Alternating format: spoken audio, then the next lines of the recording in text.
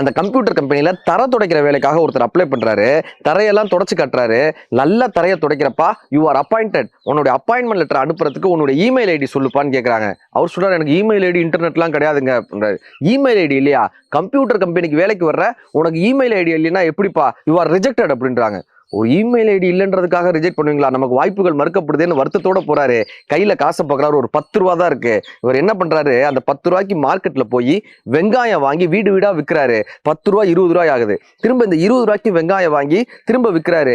அந்த ஒரு கிட்டத்தட்ட ஒரு 6 மாசத்துல மிகப்பெரிய ஒரு வெங்காய வியாபாரியாக மாறி ஒரு பெரிய தொழிலதிபரா மாறி நிற்கிறாரு. இப்ப வளர்ந்து வரக்கூடிய தொழிலதிபர்னு அவரை பேட்டி காண்றாங்க.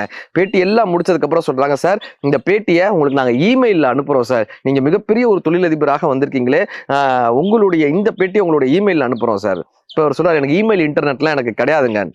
இவ்வளவு பெரிய வியாபாரியாக மாறி இருக்கீங்க, இமெயில் இன்டர்நெட் இல்லைன்னு சொல்றீங்களே, இமெயிலும் இன்டர்நெட்டும் இருந்துச்சுன்னா நீங்க இன்னும் பெரிய லெவல்ல போயிருப்பீங்க தெரியுமா அப்படின்னு அவர் சொல்றாரு. அதெல்லாம் ஒண்ணும் கிடையாது. இமெயிலும் இன்டர்நெட்டும் இருந்திருந்துச்சுன்னா நான் ஒரு கம்பெனில தர துடைக்கிற வேலையில இருந்திருப்பேன் அப்படின்னாராம். நமக்கான வாய்ப்புகள் மறுக்கப்படும் போது, நம்மிடம் இருந்து ஒன்று பிரிந்து செல்லும் போது, நமக்காக அது கிடைக்காத போது, இதை விட பெரிய ஒரு வாய்ப்பை இந்த பிரபஞ்சம் நமக்காய் வைத்து காத்து கொண்டிருக்கிறது என்று நம்புங்கள். ராஜராஜன் ஒரு அறிவிப்பு கொடுக்கிறாரு.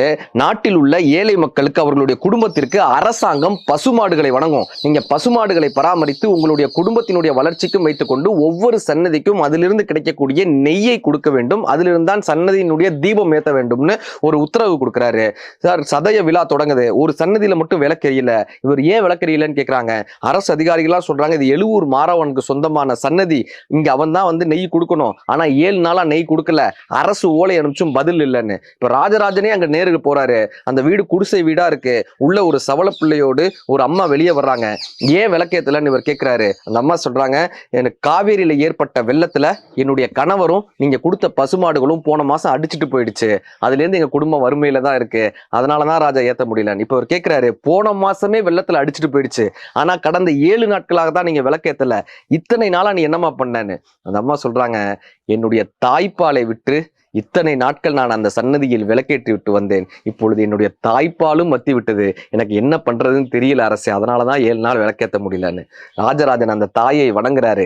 எனக்கு நிகராக இந்த பெண்ணினுடைய பெயரும் கல்வெட்டில் பொறிக்க வேண்டும் என்று சொல்லி, இப்படியான மக்கள் இருப்பதால் தான் சோழ தேசத்தில் மழை பெய்கிறதுன்னு கண்ணீர் விட்டு அழுதாராங்க. ஒரு தேசத்தின் வளர்ச்சி என்பது தொழில்நுட்பத்தின் மட்டுமல்ல, அந்த நாட்டு மக்கள் அரசன் மீதும் நாட்டின் மீதும் வைத்திருக்கக்கூடிய நம்பிக்கையில்